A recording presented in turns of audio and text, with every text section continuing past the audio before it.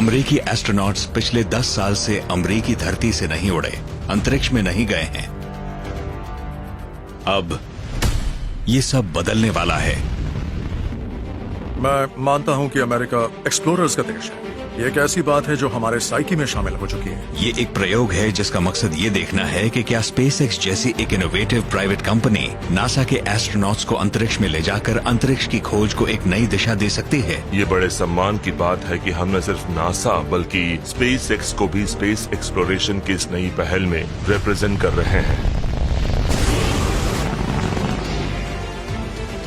लोगों को इस तरह से लॉन्च करना बड़ी ही डरावनी बात है और खतरा हमेशा होता है।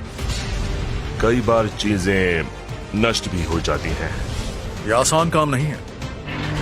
हम अपने बेटे को कैसे समझा सकते हैं कि हम जो काम कर रहे हैं उसमें खतरा तो है। अंतरिक्ष यात्रा का दूसरा सुनहरा दौर अब शुरू हो रहा है।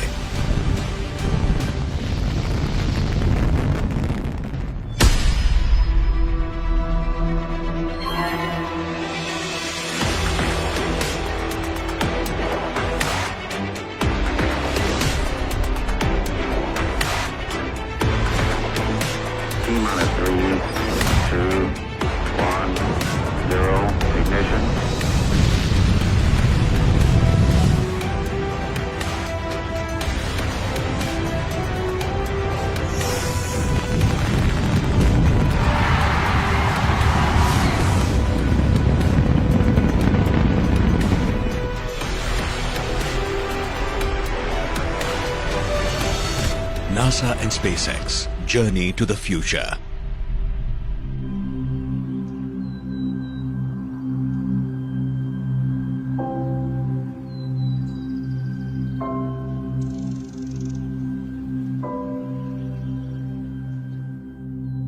हम 1969 में चांद पर पहुंच गए थे।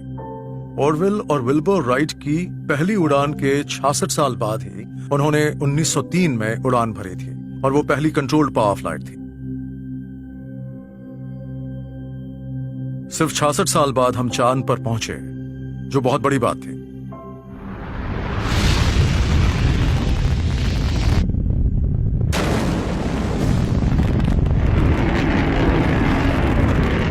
हालांकि ऐसा बहुत ही कम लोग कर पाए हैं, पर उस वक्त ऐसा लगा जैसे हम सभी चांद पर पहुंच गए, मानो मानवता चांद पर पहुंच गई। यह मानव सभ्यता के लिए एक बहुत ही बड़ी कामयाबी थी।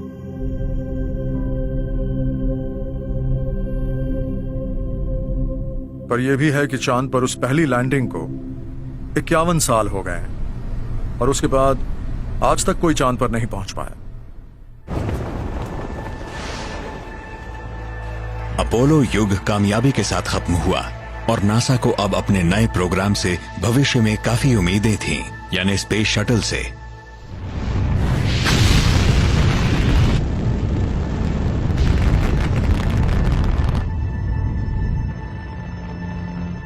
और फिर 30 साल बाद 133 कामयाब मिशंस और 2 भयानक हादसों के बाद जाहिर है कोई बड़ी खराबी थी। स्पेस शटल प्रोग्राम 2011 में बंद हो गया। स्पेस शटल अब अपने पोर्ट में जा रहा है आखिरी बार। लगने लगा कि नासा अब कभी लोगों को अंतरिक्ष की सैर नहीं करवा पाएगा। वो रूस के सोयूज रॉकेट्स की मदद से एस्ट्रोनॉट्स को स्पेस स्टेशन पर भेज रहा था। अगर आप 1969 में लोगों से पूछते तो वो कहते 2020 तक हम प्लूटो पर होटल बना लेंगे। लेकिन आज 2020 में हम ये जानते हैं कि अमेरिका अपनी धरती से पिछले 9 सालों में किसी को अंतरिक्ष में नहीं भेज पाया। तो इसीलिए हम टेक्नोलॉजी डेवलपमेंट के मामले में लापरवाह नहीं हो सकते। हमें इनोवेशन पर ज्यादा ध्यान देना ही पड़ेगा, हर वक्त।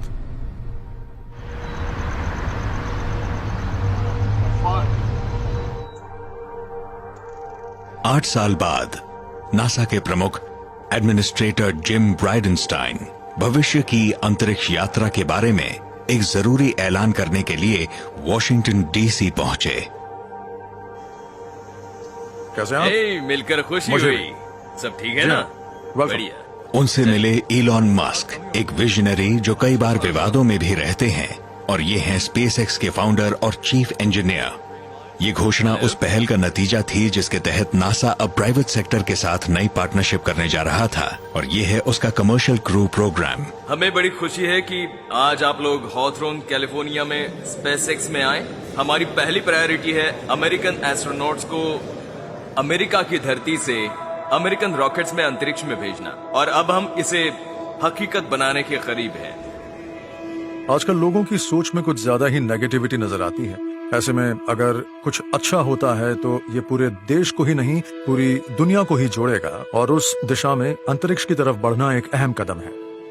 हमने इसी मकसद से स्पेसएक्स की स्थापना की थी, और हम पिछले 17 सालों से क्रू के लॉन्च पर ही काम कर रहे हैं।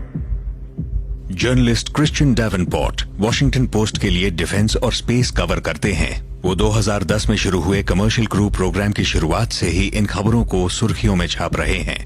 मैं तो मानता हूँ कि ये एक तरह से नया एक्सपेरिमेंट है, और नासा ये देखना चाहता है कि क्या उसके नए कमर्शियल पार्टनर्स उसके एस्ट्रोनॉट्स को अंतरिक्ष में सुरक्षित पहुंचा सकते हैं या नहीं। नासा एस्ट्रोनॉट्स डग हर्ली और बॉब बेंकिन स्पेसएक्स की पहली क्रूड फ्लाइट में लॉन्च किए जाएंगे, और तब इतिहास में पहली बार नासा के अंतरिक्ष यात्री किसी प्राइवेट स्पेसक्राफ्ट में सफर करेंगे। क्रू के साथ पहली फ्लाइट एक टेस्ट फ्लाइट होगी। वो फ्लाइट ही टेस्ट फ्लाइट होगी, और उसे अंजाम देंगे नासा के टेस्ट पायलट्स, और वो सिस्टम को इवैल्यूएट भी करेंगे। एलॉन और मैं दोनों ये मानते हैं कि चाहे कुछ भी हो जाए वो सुरक्षित रहें, और हम इस बात पर पूरा ध्यान दे रहे हैं।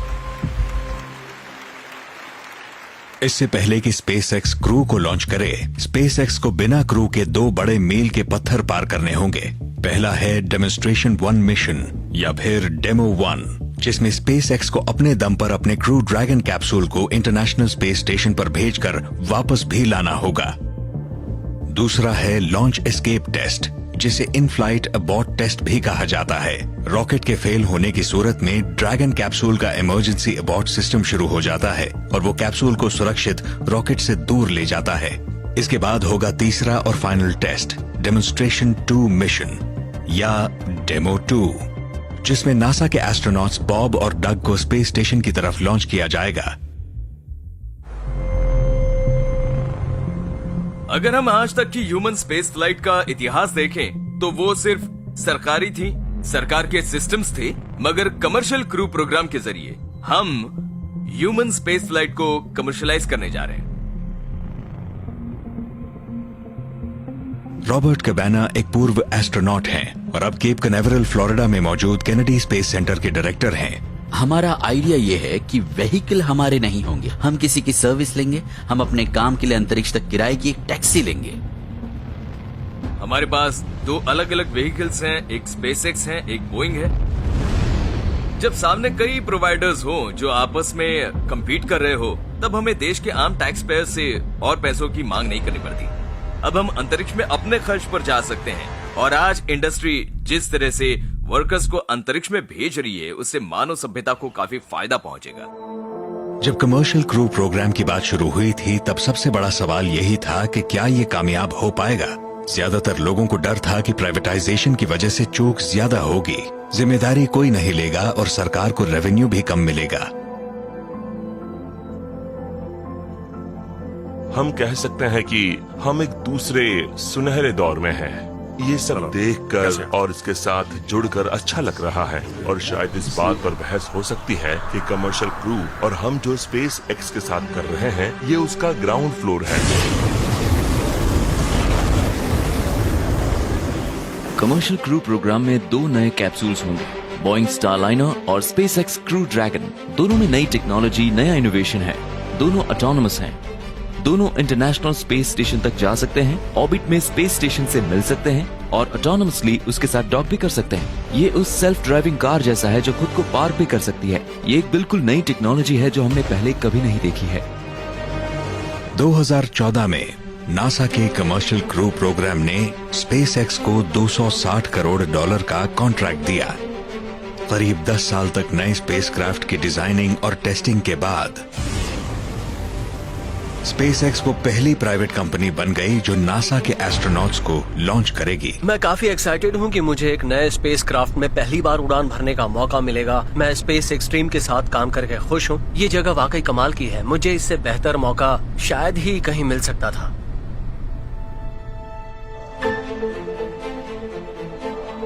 स्पेसएक्स एक बड़ी ही एम्बिशियस कंपनी है जिसकी शुरुआत 2002 में टेक एंटरप्रेन्योर इलॉन मस्क ने मार्स को कॉलोनाइज करने के मकसद से की थी। हम कुछ ऐसे काम करना चाहते हैं जिन्हें आमतौर पर साइंस फिक्शन में देखते हैं, फिल्मों और किताबों में, लेकिन हम उन्हें हकीकत बनाना चाहते हैं। पर हम उन चीजों को सच कैसे बनाएं? सच तो यह है कि लोगों को पता ही नहीं कि ऐसा कुछ हो रहा है। हम इस मैसेज को आगे तक कैसे पहुंचा सकते हैं, कैसे बता सकते हैं कि कुछ अलग हो रहा है? देखते रहिए। आज स्पेसएक्स जैसी एक कंपनी जिसे जीत, कामयाबी और अटेंशन तो मिल रहा है, मगर इसने किसी भी इंसान को अभी तक अंतरिक्ष में नहीं भेजा है। ये एक बहुत बड़ी जिम्मेदारी होती है। नासा के एस्ट्रोनॉट्स उनकी शान और सम्मान है। वो नेशनल हीरोज हैं। तो अब हमें बस यही देखना है कि क्या वो इसमें कामयाब हो पाते हैं।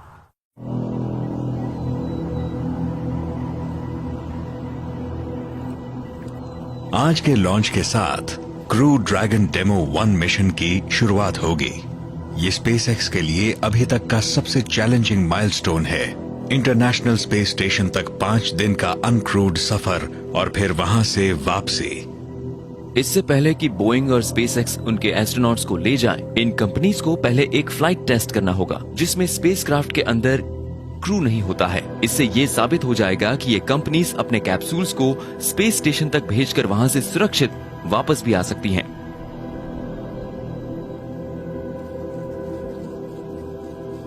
डेमोन्स्ट्रेशन 1 मिशन या डेमो 1 मिशन एक अनक्रूड फ्लाइट है। हम इसमें ड्रैगन को ऑटोनोमसली स्पेस स्टेशन पर भेज रहे हैं जहां ये डॉक करके वापस आएगा। हम सब लॉन्च के समय फायरिंग रूम 4 में होंगे और एक टीम के साथ सब कुछ सुनेंगे और उन चीजों पर नजर रखेंगे जो हमारे लिए जरूरी है। हम स्पेस क्राफ्ट के अंदर तो नहीं होंगे पर उस टीम के साथ होंगे जो डेमो 2 के बाद हमें तब सपोर्ट करेगी जब हम सचमुच उस व्हीकल में होंगे।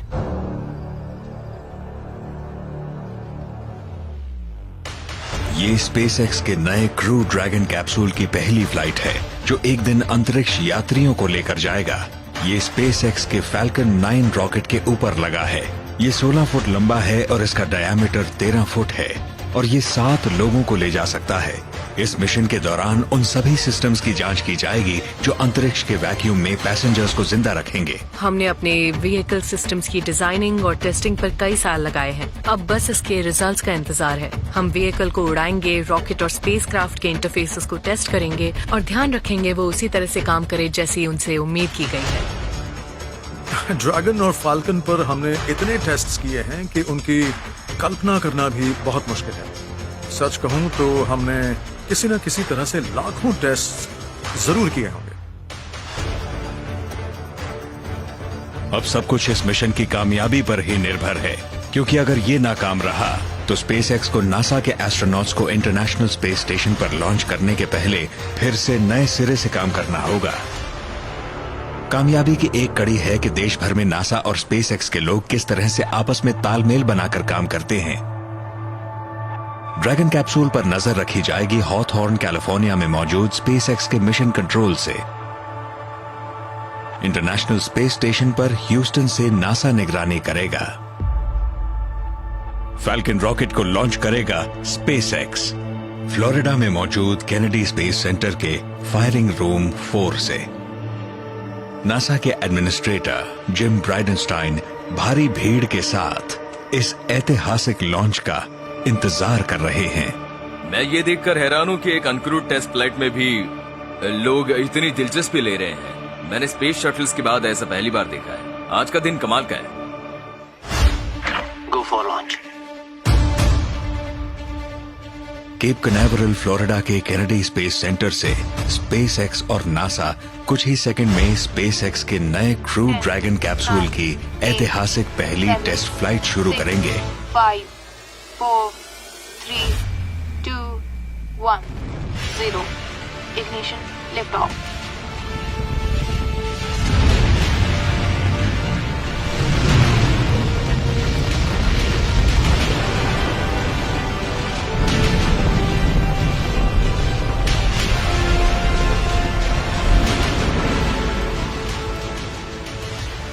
एक रॉकेट में बहुत ज्यादा एनर्जी होती है।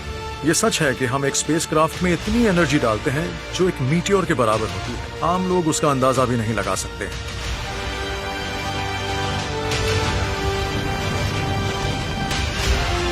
Stage 1 ready. Power and telemetry normal.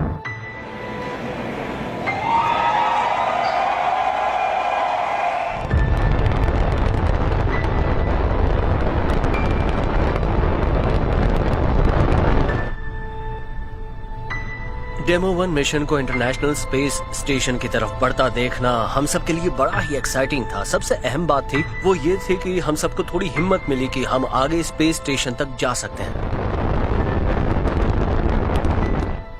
मन में कई तरह की भावनाएं उमड़ रही थी क्योंकि हम उन चीजों को भी देख रहे थे जो इस तरह के मिशन में हो सकती हैं और हमारा दिल बस यही चाहता था कि ये मिशन कामयाब हो जाए।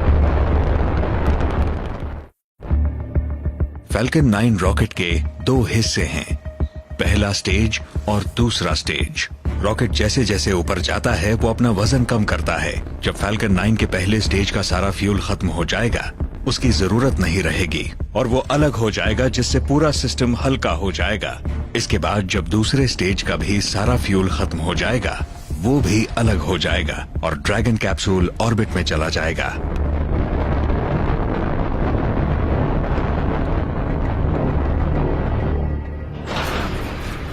Stage separation confirmed. फैल्कन 9 का फर्स्ट स्टेज अब फैल्कन 9 के सेकंड स्टेज से अलग हो रहा है। जैसे ही फैल्कन 9 का फर्स्ट स्टेज उसके सेकंड स्टेज से अलग होता है उसका काम खत्म हो जाता है। उसका मेन काम है सेकंड स्टेज को ड्रैगन के साथ स्पेस स्टेशन की तरफ ले जाना। फैल्कन रॉकेट का फर्स्ट स्टेज का एक सेकेंडरी ऑब्जेक्टिव भी है जो कि है ऑर्बिट से लौटकर लैंड करना। आज तक यही होता रहा है कि फर्स्ट स्टेज नीचे पृथ्वी पर आता है और समंदर में क्रैश करता है, लेकिन स्पेसएक्स ने पहला और इकलौता रीयूजेबल ऑर्बिट क्लास रॉकेट बनाया है जो पृथ्वी पर वापस आकर लैंड भी करता है ताकि बार बार इसका इस्तेमाल किया जा सके। फर्स्ट स्टेज अपने इंजन बैकअप्स को स्टार्ट करता है, उसके बाद पलटता है और पूरा फर्स्ट स्टेज पृथ्वी के एटमॉस्फेयर में री एंटर करने के बाद धीरे धीरे नीचे आकर अटलांटिक ओशन में खड़े एक ड्रोन शिप पर लैंड करता है। Landing legs have deployed and Falcon 9 has landed.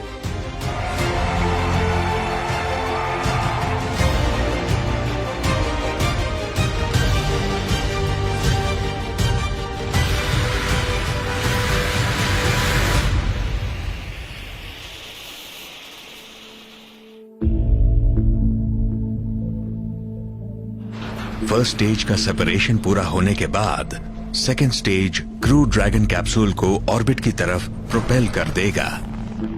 Second stage अपना इंजन चला रहा है और वो ड्रैगन स्पेसक्राफ्ट को ऑर्बिट में ले जा रहा है। जैसे ही सेकेंड स्टेज ड्रैगन को ऑर्बिट में पहुंचा देगा वो भी ड्रैगन से अलग होकर दूर चला जाएगा। ये बड़े अहम पल हैं। सेकेंड स्टेज का ड्रैगन कैप्सूल से अलग होना इस लॉन्च सीक्वेंस का आखिरी चरण है। Dragon separation confirmed.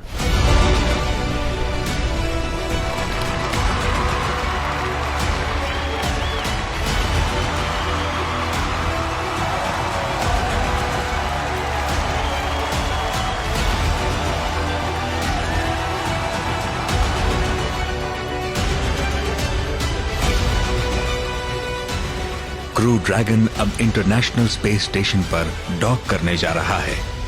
ये कमाल का है, ये एक गेम चेंजर है।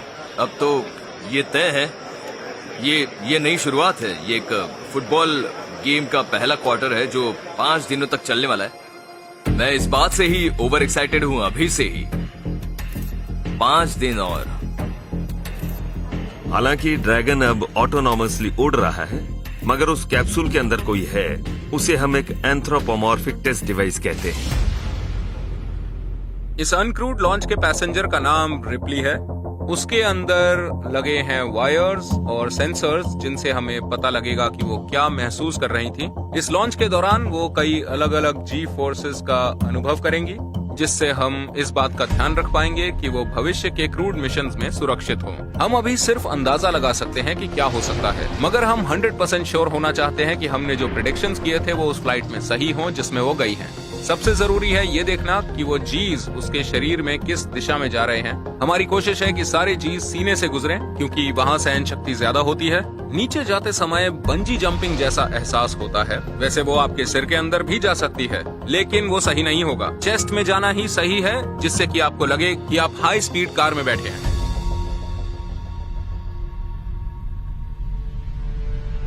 रैंडवू सबसे मुश्किल काम होता है, क्योंकि इसमें स्पेसक्राफ्ट को लॉन्च व्हीकल अंतरिक्ष में जहां छोड़ता है, वहां से वो इंटरनेशनल स्पेस स्टेशन तक डॉकिंग के लिए जाता है। रॉबर्ट डेम्सी नासा में इंटरनेशनल स्पेस स्टेशन के एक फ्लाइट डायरेक्टर हैं। ये उस टीम के साथ काम करते हैं जो मिशन के इस फेज की जिम्मेदार होती है। इसे रैंडवू एंड डॉकिंग कहते हैं। लॉन्च व्हीकल ने उसे ऑर्बिट में पहुंचा दिया। वो पृथ्वी की लो ऑर्बिट है। असल में वो इंटरनेशनल स्पेस स्टेशन से काफी नीचे और उसके पीछे है। स्पेस स्टेशन तक पहुंचने के लिए वो कई बर्न्स या मैनूवर्स करता है। आप रैंडवू के बारे में ये कह सकते हैं कि मान लीजिए एक पुलिस ऑफिसर सड़क किनारे बैठा है और एक कार तेजी से उसके पास से निकल जाती है। उसे देखने के बाद वो पुलिस ऑफिसर अपनी कार स्टार्ट करेगा और तेजी से उस कार की तरफ जाएगा। वो भी उसकी स्पीड को मैच करेगा। आखिर में वो उस कार तक पहुंचने के बाद अपनी स्पीड कम करेगा। यहाँ अगर वो ज्यादा तेज जाता है तो उस भागने वाली कार से आगे निकल जाएगा, और अगर तेज नहीं जाता तो उस कार तक नहीं पहुंच पाएगा। यहाँ भी ऐसा ही होता है। ये एक बहुत ही क्रिटिकल ऑपरेशन है, क्योंकि ये पहली बार अंतरिक्ष में गया है और हम नहीं चाहते कि वो स्पेस स्टेशन से टकरा जाए। लॉन्च के 24 घंटों से कुछ घंटे बाद स्पेसएक्स का क्रू ड्रैगन कैप्सूल ऑटोनोमसली उड़ता हुआ इंटरनेशनल स्पेस स्टेशन तक पहुंच गया है। इसके बाद शुरू हुआ क्रिटिकल डॉकिंग प्रोसीजर। इसके लिए हॉथॉर्न कैलिफोर्निया में मौजूद स्पेसएक्स मिशन कंट्रोल और ह्यूस्टन टेक्सास के जॉनसन स्पेस सेंटर में मौजूद नासा के मिशन कंट्रोल के साथ साथ इंटरनेशनल स्पेस स्टेशन पर मौजूद एक अमेरिकी अंतरिक्ष यात्री और 2 रशियन कॉस्मोनॉट्स के बीच सटीक कम्युनिकेशन बहुत जरूरी है। आज पहली बार स्पेस स्टेशन पर एक कमर्शियल व्हीकल डॉक करने वाला है। इसमें पहली बार इंटरनेशनल डॉकिंग एडेप्टर का भी इस्तेमाल हो रहा है, जो स्पेस स्टेशन का वो पोर्ट है जहां कमर्शियल व्हीकल्स आकर डॉक करेंगे। हम पहली बार इसके दोनों साइड्स का इस्तेमाल देख रहे हैं। Station is ready for approach. Crew dragon spacecraft एक ऑटोमेटेड सिस्टम का इस्तेमाल कर रहा है, जो स्पेस स्टेशन और कैप्सूल के बीच की पोजीशन को सेंस करके कैप्सूल को डॉक करने के लिए गाइड कर रहा है। अल्टीमेटली वो व्हीकल अब अपने दम पर उड़ रहा है, मगर हमारे पास ग्राउंड कंट्रोल भी है जो उसके ऊपर नजर रख रहा है और यहाँ से उसे कुछ कमांड्स भी दे रहा है। स्पेस स्टेशन में बैठे लोग भी उसे देख रहे हैं और उन्हें पता है कि ड्रैगन पर क्या हो रहा है, और वो ग्राउंड कंट्रोल के भी संपर्क में है। Monitor Dragon approach.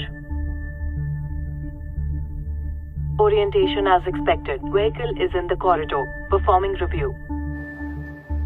उस वक्त हम कुछ देर का पॉज चाहते थे। हमने उसे इंटरनेशनल स्पेस स्टेशन के डॉकिंग पोर्ट से करीब 20 मीटर पहले ही रोक लिया था। Hold command center. Copy hold. Dragon hold confirm. इसके बाद नासा और स्पेस एक्स के इंजीनियर्स ने स्पेसक्राफ्ट के डेटा को रिव्यू किया, आपस में बात करके कहा कि सब कुछ प्लान के मुताबिक चल रहा है और दोनों बड़े खुश थे। Please command the docking light to on. Copy. Hold. Dragon hold confirmed. और इसके बाद नासा और स्पेस एक्स के इंजीनियर्स ने स्पेसक्राफ्ट के डेटा को रिव्यू किया, आपस में बात करके कहा कि सब कुछ प्लान के मुताबिक चल रहा है और दोनों बड़े खुश थे। Monitor Dragon approach. Station copy. Crew dragon spacecraft ने अपने 16 ड्रैको थ्रस्टर की मदद से स्पेस स्टेशन डॉकिंग एडेप्टर के साथ कांटेक्ट बनाया। Range is decreasing. Vehicle is centered. Capsule धीरे धीरे स्टेशन की तरफ बढ़ रहा है। Vehicle corridors में है। Orientation as expected. Copy. जब कोई नया व्हीकल पहली बार डॉकिंग कर रहा हो, तब मिशन कंट्रोल के अंदर सब बड़े तनाव में होते हैं। हम कई साल की प्लानिंग और ट्रेनिंग के बाद उस मुकाम तक पहुंचे थे, लेकिन अंतरिक्ष हमेशा कुछ न कुछ ऐसा दिखा देता है जो हमें चौंका दे। क्रू ड्रैगन ने कई तरह की सेफ्टीज का इस्तेमाल किया था, इसलिए अगर जरा सी भी गड़बड़ होती तो कैप्सूल ऑटोमेटिकली रिट्रीट कर जाता और स्टेशन सेफ रहता।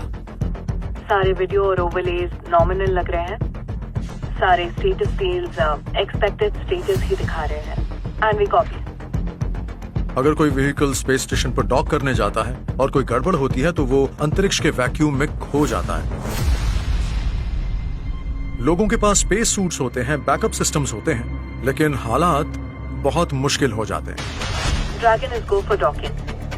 स्पेसएक्स के क्रू ड्रैगन की ये पहली कोशिश है और ये ISS को ट्रैक करके एक परफेक्ट एयरटाइट लॉक के लिए बढ़ रहा है।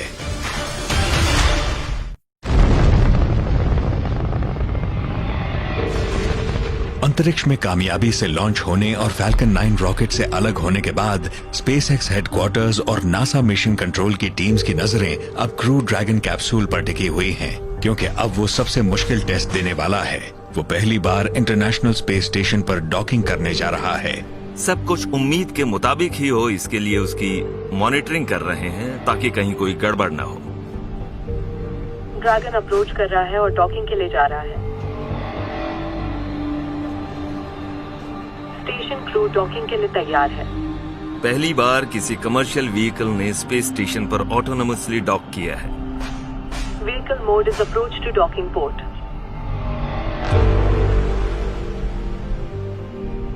Primary range is decreasing. Vehicle is centered.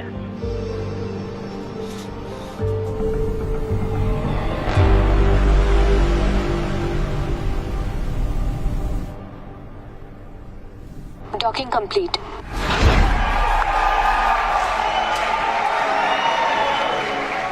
Roger confirmed. Demo 1 vehicle को स्पेस स्टेशन पर डॉक करते देखना बड़ा ही अनूठा एहसास था। हमें डर भी लग रहा था और वो डर वाजिब था। जब हम पहली बार कोई काम करते हैं तो ये डर रहता ही है कि पता नहीं क्या होगा, मगर अनुभव कमाल का था।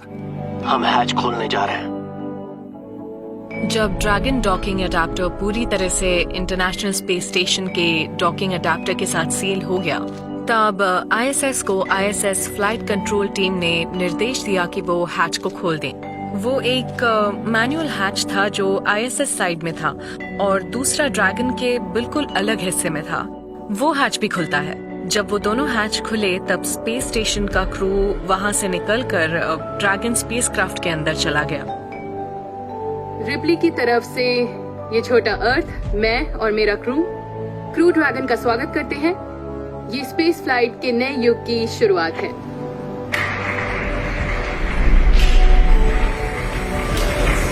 उस अनक्रूड मिशन के दौरान ड्रैगन स्पेस स्टेशन पर 5 दिन तक डॉक्ड रहा। इस वजह से ग्राउंड टीम को व्हीकल की परफॉर्मेंस को ऑब्जर्व और मॉनिटर करने का मौका मिल गया और इंटरनेशनल स्पेस स्टेशन के क्रू को व्हीकल पर जाकर ये देखने का कि वो स्पेस स्टेशन के साथ कैसे इंटरैक्ट कर सकता है।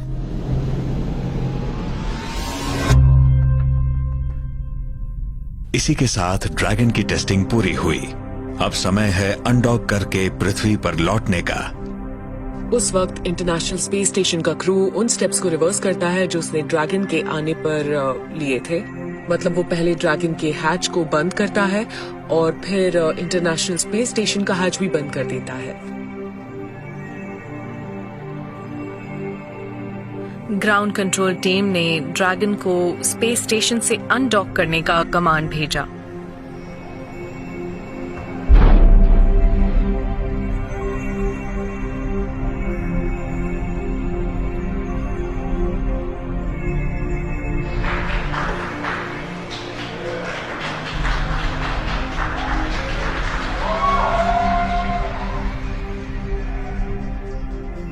Dockings in the corridors.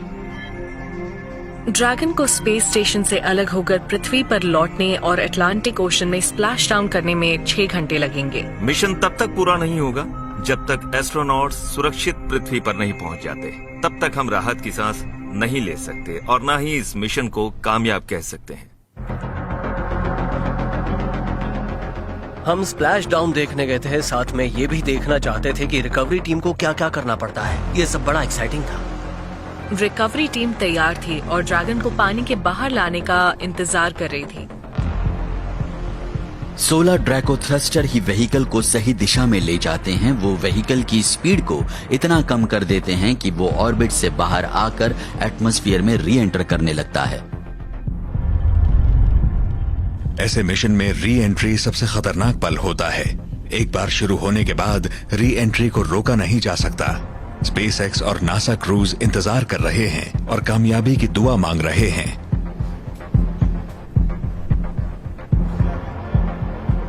27,000 kilometre प्रति घंटा की रफ्तार से उड़ता ड्रैगन जब एटमॉस्फेयर से टकराएगा तो इसकी हीट शील्ड का टेस्ट होगा, क्योंकि व्हीकल अब एक बहुत बड़े हाइपरसोनिक आग के गोले में तब्दील हो जाएगा।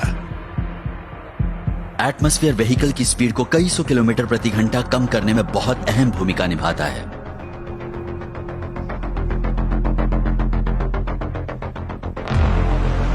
ड्रैगन स्पेसक्राफ्ट सबसोनिक हो चुका है। हीट शील्ड भी टेस्ट में पास हो गई और अब ड्रैगन आवाज की रफ्तार से कम रफ्तार पर उतर रहा है। अब इसके पैराशूट्स खोले जा सकते हैं, जो री एंट्री का फाइनल स्टेप होता है।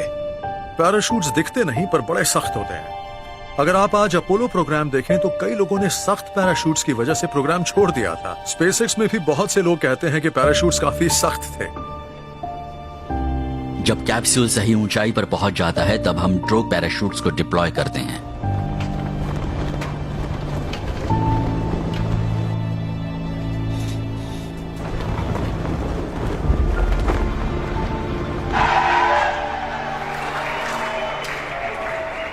उसके बाद मेन पैराशूट को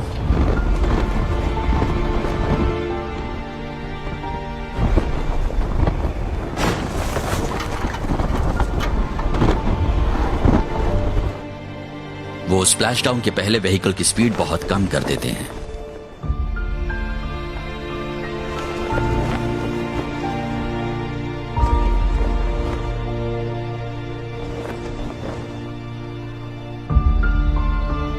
तो अब हम स्प्लैश डाउन कर सकते हैं।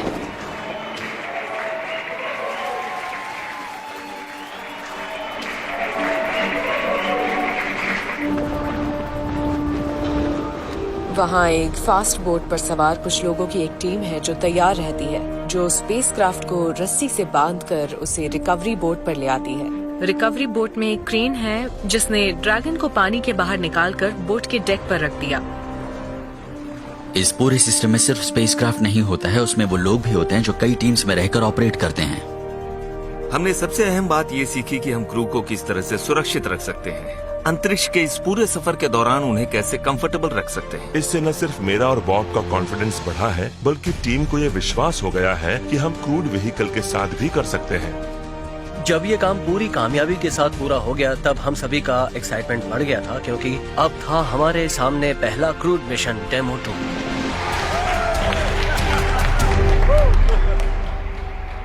स्पेसएक्स का फोकस है भविष्य पर और अब उसका अगला गोल है क्रू को लॉन्च करना। अब पीछे मुड़कर देखने का समय नहीं है।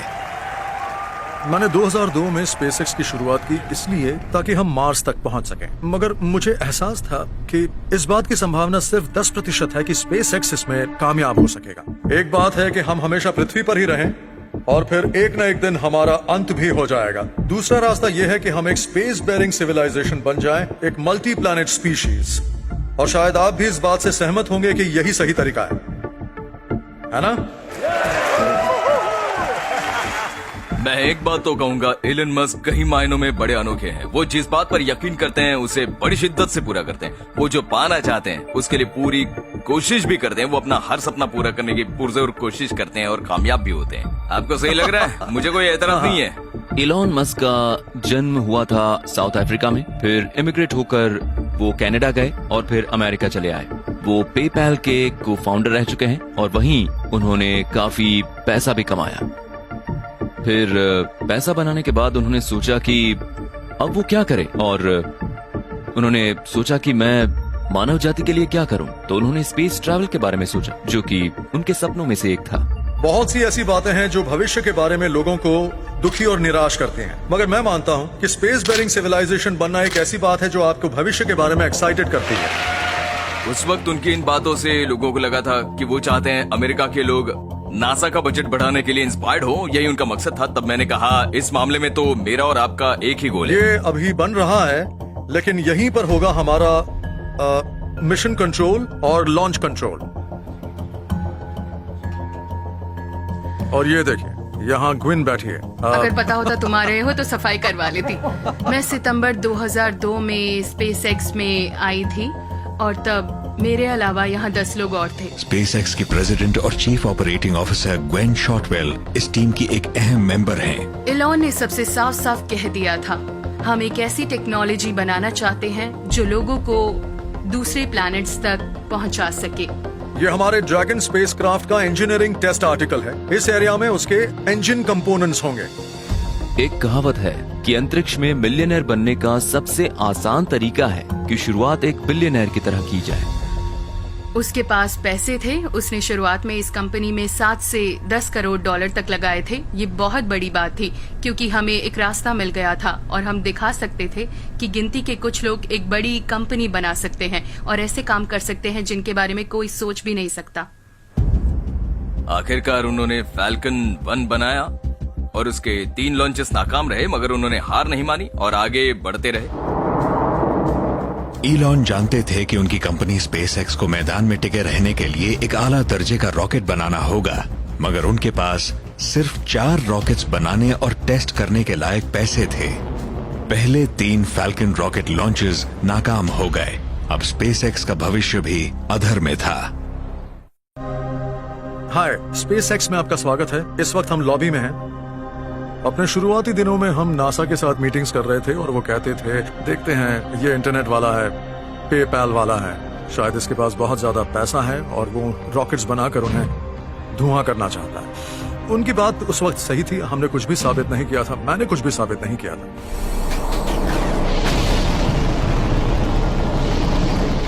बिल्कुल शुरुआती दिनों में जब स्पेसएक्स ऑर्बिट में पहुंचने की कोशिश कर रहा था, तब उसके पास एक ही रॉकेट था, फैल्कन 1।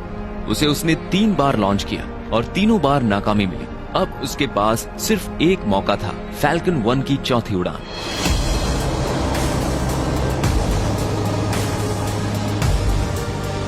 अगर वो भी नाकाम हो जाता तो स्पेसएक्स कंगाल हो जाता और हम भी यहाँ नहीं आते।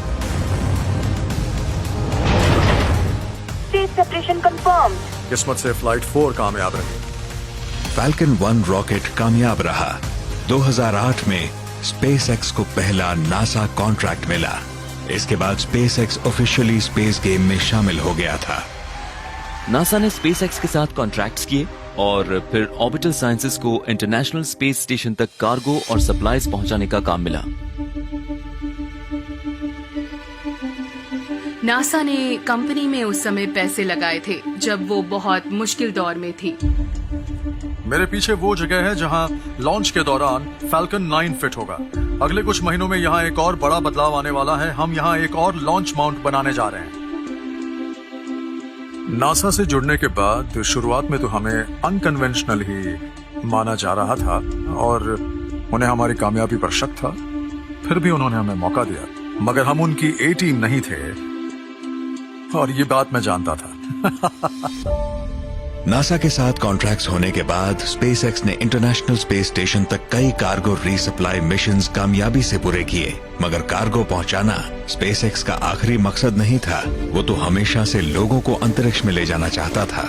मगर कंपनी की इन शुरुआती कामयाबियों के बाद नासा का विश्वास बढ़ा और उसने स्पेसएक्स को कमर्शियल क्रू प्रोग्राम में अपने एस्ट्रोनॉट्स को भेजने का मौका दिया।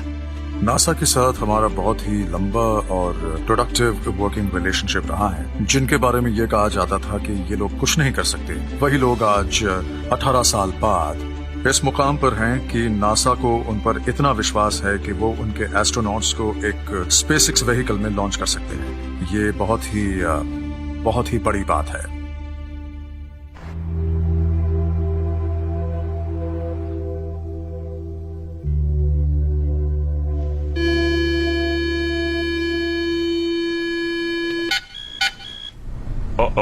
हाँ, आपको क्या लगता है? ये आपको चिढ़ाने के लिए ऐसा है। लग रहा है कि वहाँ से 3 स्टूडेंट्स निकल रहे हैं। लग रहा है जैसे सीधे मुझे तो हमारी ऐसा ही आंखों लगा। में देख रहा हूँ। डग हर्ली और बॉब बेंकन काफी एक्सपीरियंस्ड हैं। उनके पास कई साल का तजुर्बा है, वो दोनों अंतरिक्ष में जा चुके हैं। मैं पहले भी स्पेस शटल से जा चुका हूँ, कई मिशंस पर गया हूँ, स्पेस स्टेशन पर गया हूँ, कई असेंबली और स्पेस वॉक्स भी किए हैं। बॉब हेलो कह रहे हैं। मैं लास्ट शटल फ्लाइट STS-135 में गया था। उसके पहले STS-127 में भी गया था, जो एक असेंबली फ्लाइट थी। हम बड़े पुराने दोस्त हैं। 2000 में हम एक ही एस्ट्रोनॉट क्लास में थे, इसलिए हमारा साथ 20 साल पुराना है। और अब बहुत से लोग हमें सीनियर एस्ट्रोनॉट्स भी कहते हैं, जो बूढ़े शेर। हम अंतरिक्ष में कभी साथ में नहीं गए, ये बात भी अपने आप में बड़ी एक्साइटिंग है। बॉब और डग अपनी बीवियों से भी उसी एस्ट्रोनॉट क्लास में मिले थे और दोनों ने एस्ट्रोनॉट से ही शादी की है, इसलिए उस मामले में भी दोनों बराबर ही हैं। यह मेगन मैकआर्थर, हमारी फ्लाइट इंजीनियर। एस्ट्रोनॉट कैरन नाइबर्ग अपने मिशन पर इंटरनेशनल स्पेस स्टेशन जा रही है। अगर बीवी भी एस्ट्रोनॉट हो और उसे पता हो कि हम किन हालात से गुजरते हैं, वो जानती हो कि इन कामों में कितना वक्त लगता है, तो वो भी इस बात को समझती है। ध्यान रखना बैकअप्स काम कर रहे हों। डोंट वरी, हम उनसे काम करवा लेंगे। ये इतने भी बुरे नहीं हैं। उन्हें हर ऊंच नीच का अंदाजा होता है, इस वजह से हमें कई मायनों में आसानी हो जाती है, मगर कुछ मामलों में उनकी परेशानी बढ़ जाती है, क्योंकि वो रिस्क के बारे में जानते हैं। आप अपने 3 साल के बेटे को घर छोड़कर आई हैं। शायद आप उसके प्री स्कूल के पहले दिन पर मौजूद नहीं रह पाएंगी। काम मुश्किल है, पर हमारे बीच बहुत अच्छा कम्युनिकेशन है। मेरे हस्बैंड मुझे वीडियोस और पिक्चर्स भेजते रहते हैं। हम दोनों की फैमिलीज भी काफी मिलती जुलती हैं। हम दोनों के छोटे बेटे हैं जो अभी एलिमेंट्री स्कूल में हैं। उन दोनों को अब पहली बार हमें स्पेस में जाते हुए देखने का मौका मिलेगा। मैं अपने बेटे के साथ ये बात शेयर करने को बड़ा बेताब हूँ। वो जानता है कि रॉकेट्स बड़े खतरनाक होते हैं। उसने कहा कि रॉकेट में मत जाइएगा, मगर मैंने उसे समझाया, लेकिन खुद एक रॉकेट शिप में जाना और इस बात के लिए समझाना आसान नहीं होता। जब इन दोनों को अंतरिक्ष में भेजने की बात आती है तो हम इन्हें अक्सर दो फादर्स के तौर पर रेफर करते हैं, है ना? ये दोनों ऐसे लोग हैं जिनके फैमिलीज हैं और इस बात को हम भी सीरियसली ले रहे हैं। हम बस यही चाहते हैं कि हम जो भी करें वो बिल्कुल सही हो और ये दोनों सुरक्षित घर लौट आएं। जब भी हम कोई नया स्पेसक्राफ्ट बनाते हैं, कोई नई टेक्नोलॉजी डेवलप करते हैं, तो उसमें काफी रिस्क होता है और खासकर जब हम उसमें किसी इंसान को भेजते हैं तब खतरा और भी बढ़ जाता है और उसके बाद किसी तरह की कोई चूक की कोई गुंजाइश नहीं रहती। हम military test pilot school graduates के तौर पर आज जो काम कर रहे हैं वो सब देख चुके हैं और अच्छी तरह जानते हैं कि हमारे मिशंस में हर टेस्ट में बहुत ज्यादा रिस्क होता है, कभी भी कुछ भी हो सकता है। लोगों को लॉन्च करना बेहद खतरनाक होता है और हमेशा खतरा बना रहता है। स्पेसएक्स की कामयाबी का रिकॉर्ड उतना परफेक्ट भी नहीं है। 3, 2, 1 SpaceX Falcon 9 रॉकेट अब उड़ने के लिए तैयार है। 28 जून 2015 को स्पेसएक्स ने नासा के लिए अपना 7वां कार्गो रिसप्लाई मिशन लॉन्च किया, जिसे इंटरनेशनल स्पेस स्टेशन भेजा जा रहा था। हमें लग रहा है कि ये लॉन्च व्हीकल फेलियर हुआ है। लॉन्च के कुछ मिनट बाद ही फैल्कन 9 रॉकेट फेल हो गया और टुकड़े टुकड़े हो गया और उसमें रखा नासा का सारा कार्गो भी नष्ट हो गया। ये हमारे लिए एक बहुत बड़ा झटका था, मगर इस बात में कोई शक नहीं कि रॉकेट्स बड़े ही मुश्किल होते हैं। बाद में पता लगा कि नाकामी की वजह थी रॉकेट में लगा एक स्ट्रट जो टूटकर अलग हुआ और एक हीलियम टैंक के अंदर चला गया था। फिर 1 सितंबर सन 2016 को एक और बड़ी नाकामी मिली।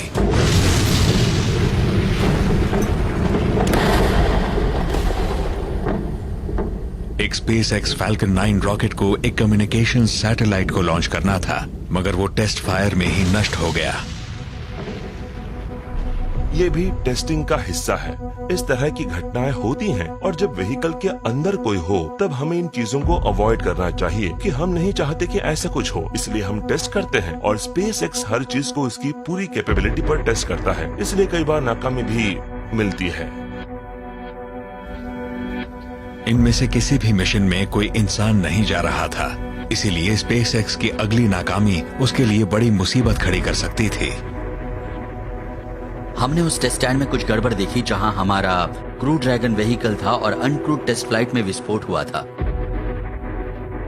इंजन्स के टेस्ट फायर के दौरान वो ड्रैगन कैप्सूल पूरी तरह से नष्ट हो गया जिसका इस्तेमाल डेमो 1 मिशन में कामयाबी से किया गया था। उस ड्रैगन कैप्सूल का पूरी तरह से नष्ट होना यकीनन उनके लिए एक बहुत बड़ा झटका था और उसके बाद कई और सवाल भी उठने लगे। ड्रैगन कैप्सूल के नष्ट होने के बाद मन में तरह तरह की बातें आने लगी थी। सबसे पहला सवाल आपके परिवार और दोस्तों की तरफ से होता है, क्या ये वही व्हीकल था जिसमें तुम जाने वाले थे? हम अपने बेटे को ये बात कैसे समझाते कि हम जो काम कर रहे हैं उसमें रिस्क तो है ही, मगर हमें ये भी करना पड़ता है। इसके बाद तो नासा के अंदर भी सवाल उठने शुरू हो गए थे कि क्या ये एक्सपेरिमेंट वाकई कामयाब हो पाएगा।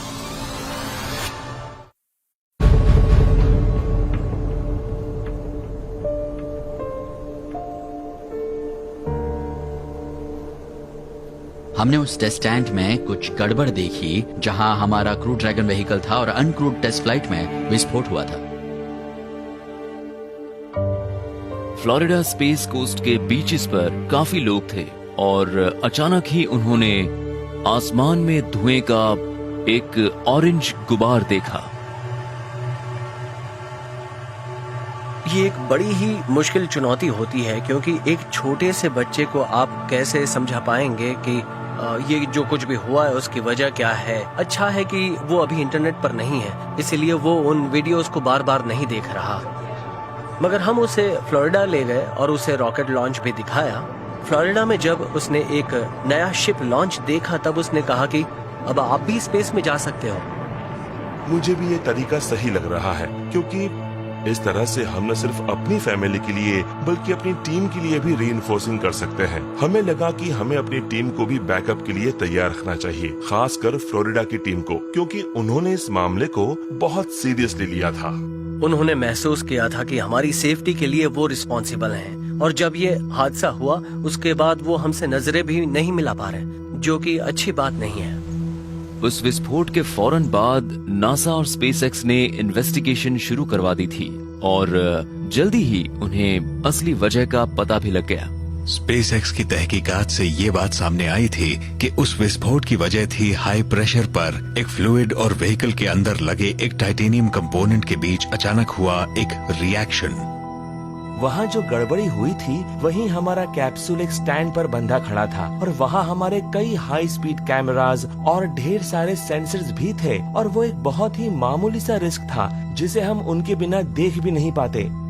इंजीनियरिंग के लिहाज से ये असल में कामयाबी थी। हमें एक नए फेलियर का पता लगा था और अब हम सिर्फ अपने व्हीकल को नहीं बल्कि पूरी इंडस्ट्री को ज्यादा सुरक्षित बना सकते हैं।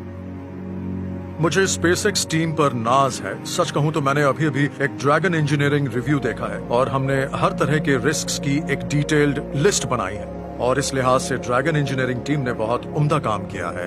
हम नासा के साथ मिलकर काम कर रहे हैं और न सिर्फ चीजों को डबल चेक कर रहे हैं बल्कि इस बात का पूरा ध्यान रख रहे हैं कि वो ज्यादा से ज्यादा रिलायबल और सेफ हो। एक टेस्ट पायलट आखिर एक स्पेसशिप में फर्स्ट फ्लाइट की तैयारी कैसे कर सकता है, यह एक बहुत बड़ा सवाल है क्योंकि हमने पिछली बार ऐसा एक ऑर्बिटल व्हीकल में किया था। जॉन यंग और बॉब क्रिपर ने किया था। काफी टाइम हो गया। मन में अक्सर ये सवाल उठता है कि अगर सब कुछ वैसा नहीं हुआ जैसे हमने प्लान किया है तो हम तैयारी कैसे करेंगे। इसलिए इस पहली हर कड़ी को ढूंढने की कोशिश करते हैं ताकि अपने पहले प्लान और बैकअप प्लान को समझ सकें। नासा और स्पेसएक्स को हर संभावित समस्याओं के लिए तैयार रहना होगा। अगर पैड पर ऐसा कुछ होता है तो एस्ट्रोनॉट्स को वहां से जल्दी निकलना होगा। इसीलिए ये इमरजेंसी एस्केप सिस्टम्स पर काम कर रहे हैं। स्पेसएक्स ने लॉन्च पैड 39A पर एक इमरजेंसी इग्रेस एपरेटस बनाया है। अगर फ्यूल लीक होता है या एस्ट्रोनॉट्स को जल्दी से जल्दी लॉन्च टावर से निकलना हो तो उनके लिए यहाँ पर एक बहुत ही बड़ी जिप लाइन बनी है। जमीन से 265 फुट ऊपर स्लाइड वायर बास्केट अंतरिक्ष यात्रियों को 30 सेकंड के अंदर लॉन्च पैड से करीब 1200 फुट दूर नीचे जमीन पर पहुंचा देती है।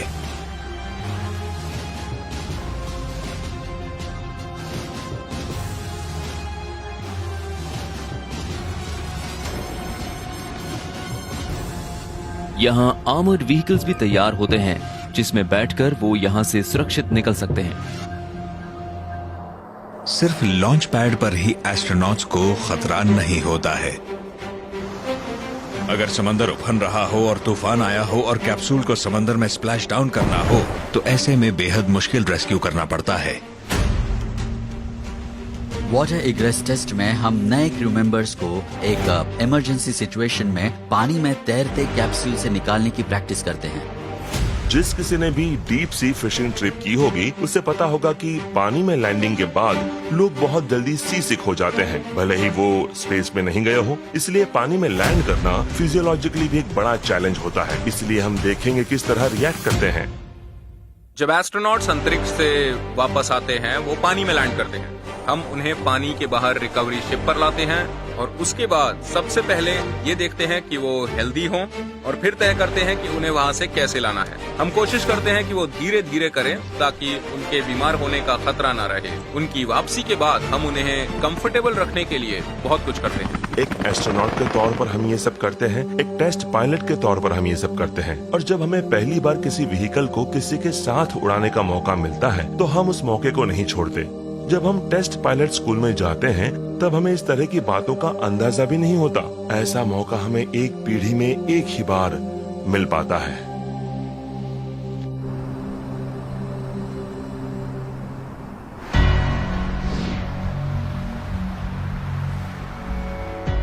हेलो, कैसे हो? हाय, आपसे मिलकर खुशी हुई। डग जी, मिलकर खुशी हुई। 2014 में कमर्शियल क्रू प्रोग्राम ने स्पेसएक्स को एक नया लॉन्च सिस्टम बनाने के लिए $260 करोड़ दिए। आज नासा के एडमिनिस्ट्रेटर जिम ब्राइडेनस्टाइन स्पेसएक्स फैक्ट्री में ये देखने आए हैं कि टैक्स पेयर्स का पैसा कैसे इस्तेमाल किया जा रहा है। बहुत कुछ देखना है ना? हाँ, स्पेसएक्स फैक्ट्री एरोस्पेस की दुनिया में एक कैंडी लैंड की तरह है। बड़ी कमाल की जगह है क्योंकि यहाँ आप रॉकेट्स बनते देख सकते हैं, ढेर सारे रॉकेट्स, और यहाँ आप ढेर सारे इंजिन्स बनते देख सकते हैं। यहीं आप ड्रैगन स्पेस क्राफ्ट बनता देख सकते हैं। यहाँ आपको चारों तरफ भविष्य की आला दर्जे की स्पेस फ्लाइट का नजारा दिखेगा। ये फैक्ट्री का वो हिस्सा है जहां रेवोल्यूशनरी फैल्कन 9 रॉकेट रखा जाता है। ये रॉकेट हमने बनाया था नासा की मदद से और एयरफोर्स ने भी मदद की थी। हाँ। इसे इस तरह डिजाइन किया गया है कि ये आज तक का बिल्कुल सबसे रिलायबल रॉकेट बन सके। फैल्कन 9 के बारे में यही कहा जा सकता है कि वो टाइटन्स के कंधों पर खड़ा है। हमने अतीत में सीखे सबकों के आधार पर उसे बनाया है। नासा ने जो कुछ भी सीखा था हमने उसे भी लिया, लेकिन उसका इस्तेमाल पेपर के एक क्लीन शीट की तरह किया जिसके ऊपर लिखा था आप एक ऐसा रॉकेट कैसे बना सकते हैं जबकि आप जानते हैं कि आप जो करने वाले हैं वो पहले कभी नहीं हुआ। स्पेस फ्लाइट के इतिहास में रॉकेट्स का इस्तेमाल सिर्फ एक बार हुआ था। Lift off of the Atlas V। First stages ऊपर तक गए और स्पेस में अपना पेलोड पहुंचाया। अब स्टेज सेपरेशन हो रहा है। उसके बाद वही उन्होंने समंदर में किया, फिर कभी उसका इस्तेमाल नहीं हो सका। आप न्यूयॉर्क से एलए तक जाते हैं और प्लेन को वहीं फेंक देते हैं। अगर ऐसा होता रहा तो कमर्शियल एविएशन बहुत ही एक्सपेंसिव हो जाएगा और स्पेस के मामले में हम बिल्कुल यही कर रहे हैं। We have lift off the Falcon 9। SpaceX ने एक ऐसा रॉकेट बनाया जिसे रीयूज किया जा सकता है। इसका फर्स्ट स्टेज बूस्टर ऑर्बिट में पेलोड डिलीवर करता है। Stage separation confirmed. फिर वो वापस लौटकर पृथ्वी पर लैंड करता है, यह समंदर में शिप पर। अगर नाकामी की बात करें तो SpaceX का इतिहास बड़ा ही दिलचस्प रहा है।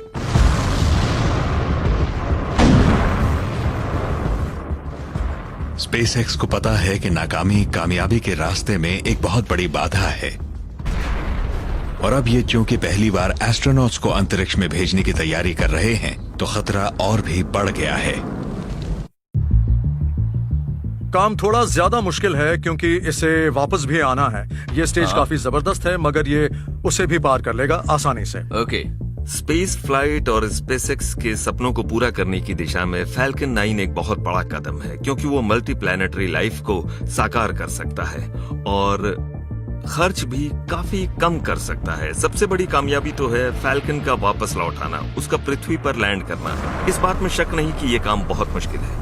SpaceX में हम डिजाइन और इनोवेशन प्रोसेस के दौरान नाकामी को भी एक्सेप्ट करने को तैयार रहते हैं और रॉकेट बिजनेस में कई बार नाकामी का मतलब होता है नए क्रिएटर्स बनाना। उनसे पृथ्वी पर कहीं न कहीं एक गड्ढा बनता है जिससे धुआं निकलता है।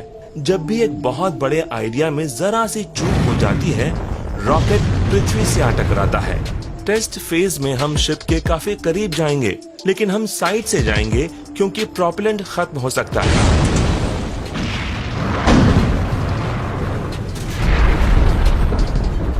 हम ऐसा करने में कामयाब हो जाते हैं क्योंकि हम टेस्ट फ्लाइट का तरीका अपनाते हैं और फिर देखते हैं कि वो कैसा चल रहा है। हम सिर्फ कंप्यूटर्स पर ही एनालिसिस नहीं करते, बल्कि असल में भी रॉकेट उड़ाते हैं। तभी पता लगता है कि रॉकेट क्या कर सकता है। कई दशक से लोग मानते रहे कि ये काम नहीं हो सकता। उन्हें लगता था कि एक लॉन्च व्हीकल को वापस नहीं लाया जा सकता, कंट्रोल करके व्हीकल पृथ्वी पर नहीं लौट सकता। कई साल तक फैल्कन 9 की डिजाइनिंग और टेस्टिंग के बाद 2015 में स्पेसएक्स एक नया इतिहास रचने को तैयार था और वो पहली बार एक फर्स्ट स्टेज ऑर्बिटल रॉकेट की लैंडिंग की कोशिश करने वाला था। System 93 alert. फैल्कन 9 को वापस पृथ्वी पर लाने के लिए हमने फर्स्ट स्टेज में एक नेविगेशन सिस्टम लगाया था। ज्यादातर फर्स्ट स्टेजेस में वो नहीं होता। रॉकेट अपने 9 में से 3 इंजन्स को रिलाइट करता है ताकि स्पीड कम कर सके। हर engine left, right, up and down जा सकता है। इस तरह से हम रॉकेट को उस जगह पर ला सकते हैं। Stage 1 landing burner started. मैंने तो यही सुना है कि ये काम भी वैसा ही है जैसे हम एम्पायर स्टेट बिल्डिंग की छत पर खड़े हो जाएं और वहाँ से एक पेंसिल गिराएं, इस उम्मीद में कि वो पेंसिल एक इरेजर या पोस्टेज स्टैम्प के ऊपर ही गिरेगी। मगर ये फिजिक्स की हद के बाहर नहीं है, और अगर कोई चीज फिजिक्स की हद में है तो इंजीनियरिंग उसे साकार कर सकती है। The Falcon has landed. वाह, वो बिल्कुल सही सलामत लैंड हुआ था। अमेजिंग, कमाल हो गया। पुरानी कहावत है, हार कर ही जीत मुमकिन है। अगर आप हार का सामना नहीं कर रहे तो कुछ नया भी नहीं सीख रहे, और फिर आप अपनी काबिलियत का पूरा इस्तेमाल भी नहीं कर पाएंगे।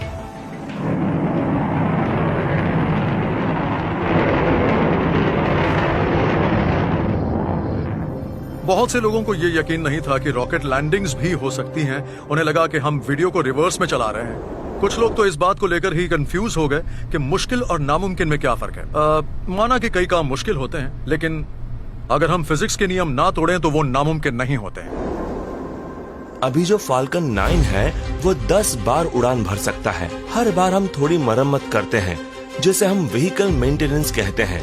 इसका ये मतलब नहीं है कि 10 फ्लाइट्स के बाद वो एक्सपायर हो जाएगा, बल्कि उसके करीब पहुंचने पर हम थोड़ी और टेस्टिंग करेंगे, क्योंकि हमारा अंदाजा है कि फाल्कन 9 10 बार से ज्यादा उड़ान भर सकते हैं। हम उस दिशा में धीरे धीरे आगे बढ़ेंगे और इतिहास रचेंगे। ये केप कैनावरल में कैनेडी स्पेस सेंटर का लॉन्च कॉम्प्लेक्स स्ट्रैंड ए है। यहीं पर फैल्कन 9 बनाए और रखे जाते हैं और उन्हें प्रोसेस किया जाता है, जो हमारे लैंडिंग पैड्स पर लैंड होते हैं या किसी ड्रोन शिप पर लैंड होते हैं। रॉकेट को रिफर्बिश करने के लिए उसे हैंगर में लाया जाता है और हम उसे प्रोसेसिंग रिंग्स में लोड करते हैं और कुछ ही हफ्तों में उसे प्रोसेस कर लिया जाता है। स्पेस एक्सप्लोरेशन के लिए रीयूजेबिलिटी बहुत अहम है। इससे पैसे बचते हैं और दूसरा समय भी बचता है। अगर हर बार हमें एक नया व्हीकल बनाना पड़े तो एक नया रॉकेट बनने तक हमें काफी लंबा इंतजार करना पड़ेगा। लेकिन अब हम रॉकेट्स उड़ाते हैं, उनका दोबारा इस्तेमाल करते हैं। इस वजह से हम स्पेस में हर हफ्ते जा सकते हैं, इंतजार नहीं करना पड़ेगा। हमारा मकसद है जीरो रिफर्बिशमेंट। हम रॉकेट को लैंड करें और उन्हें फिर से डेली बेसिस पर एयरप्लेन्स की तरह रीलॉन्च कर दें। स्पेसएक्स को इस बात पर नाज है और हम इसी की बदौलत अब आगे मार्स पर भी पहुंचना चाहते हैं। सिर्फ स्टेजेस ही समंदर में क्रैश होते हैं। हम हार्डवेयर को रिकवर नहीं कर सकते, इसलिए पता नहीं लगता कि असली चूक कहाँ हुई। ठीक है। लेकिन जब हमारा व्हीकल वापस आता है तब हम उसे एग्जामिन कर सकते हैं और फिजिकली देख सकते हैं कि क्या उसमें कोई बर्न हुआ था या हमसे किसी तरह की चूक हो गई थी, और फिर हम डिजाइन में फेरबदल कर सकते हैं। हाँ, जब हम एक ही का इस्तेमाल दूसरी, तीसरी, चौथी, पांचवी बार करते हैं तब इंश्योरेंस रेट्स नीचे जाते हैं, बढ़ते नहीं है। हाँ, ये बात तो सही है। हाँ। इंश्योरेंस कंपनीज बहुत चालाक होती हैं, वो अपना नुकसान नहीं करना चाहती। हाँ। जब हम फर्स्ट फ्लाइट कर लेते हैं, हम ये जानते हैं कि हम जिस एयरप्लेन पर हैं वो कई बार उड़ चुका है और हम उसमें बैठने वाली पहली सवारी नहीं है। कमर्शियल इंश्योरेंस रेट एक रॉकेट की रिलायबिलिटी का बेस्ट इंडिकेटर है। हाँ। और हमें दुनिया में सबसे अच्छे इंश्योरेंस रेट्स मिल रहे हैं। मुझे नहीं पता था।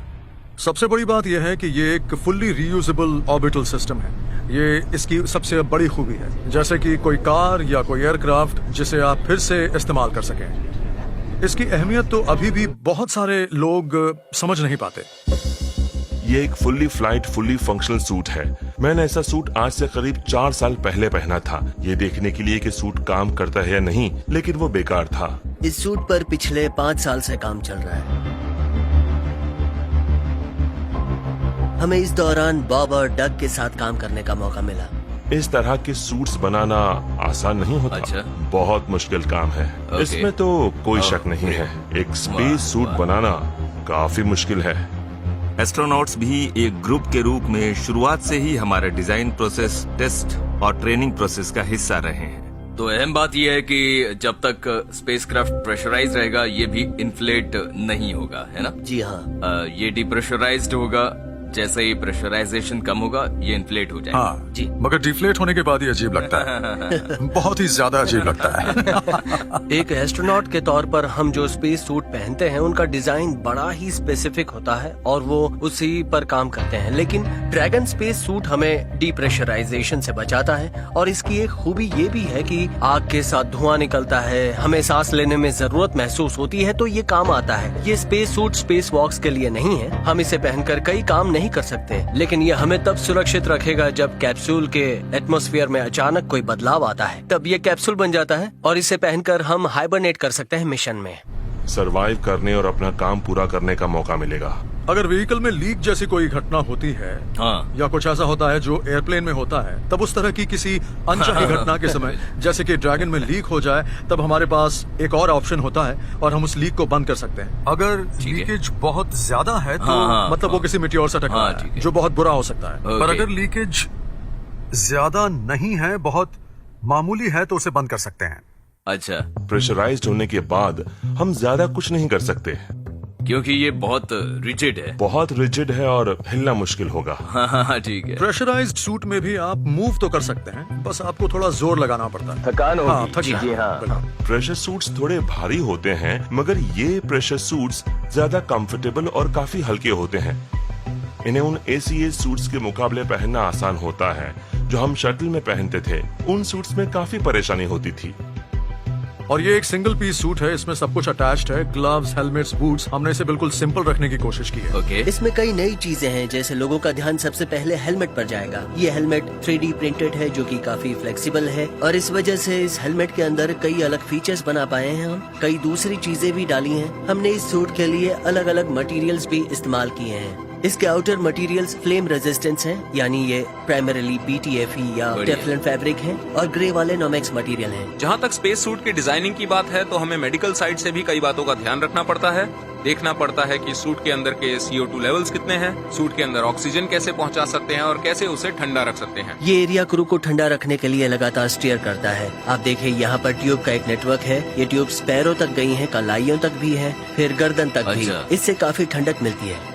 हमने मेडिकल साइड का भी ध्यान रखा है ताकि इसे पहनने वाला इंसान कंफर्टेबल और हेल्दी रहे। क्रिस की इंजीनियरिंग टीम इस बात का ध्यान रखती है कि वो कुछ ऐसा बनाए जो यूनिक हो और अपना काम भी बहुत ही शानदार तरीके से करे। बढ़िया। बहुत बहुत शुक्रिया दोस्तों। नासा के एस्ट्रोनॉट्स को भेजने से पहले टीम SpaceX को एक और क्रिटिकल टेस्ट पास करना होगा। फ्लाइट के दौरान रॉकेट में विस्फोट हुआ तो क्या होगा? ओह, ये क्या? क्रू की सुरक्षा के लिए एक प्लान है। 3, SpaceX को 2, अब साबित करना है 1, कि वो काम करता है। लॉन्च।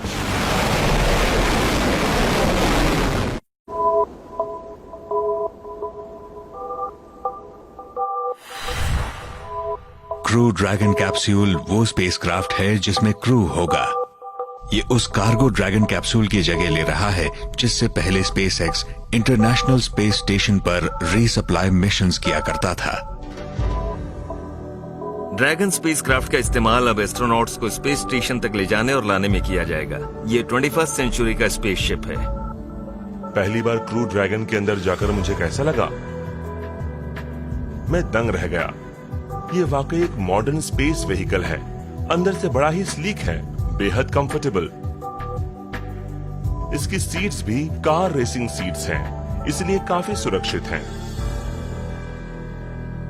हमारा क्रू ड्रैगन पहले भी स्पेस स्टेशन पर जाकर लौट चुका है और अब हमने इसमें काफी इंप्रूवमेंट्स किए हैं, लेकिन अब हमने सेफ्टी का ज्यादा ध्यान रखने की कोशिश की है। स्पेस सूट पहनकर एक्यूरेट कैप्सूल में ट्रेनिंग करना बड़ा ही अलग एक्सपीरियंस होता है।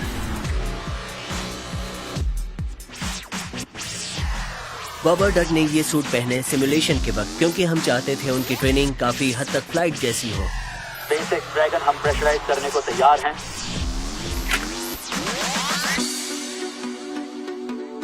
जब हमारे पास सारे इक्विपमेंट होते हैं तब हम उस सिचुएशन में ज्यादा कंफर्टेबल होते हैं और हम इनमें जितनी ज्यादा ट्रेनिंग करेंगे उड़ान के दिन हमारे लिए उतना ही अच्छा होगा।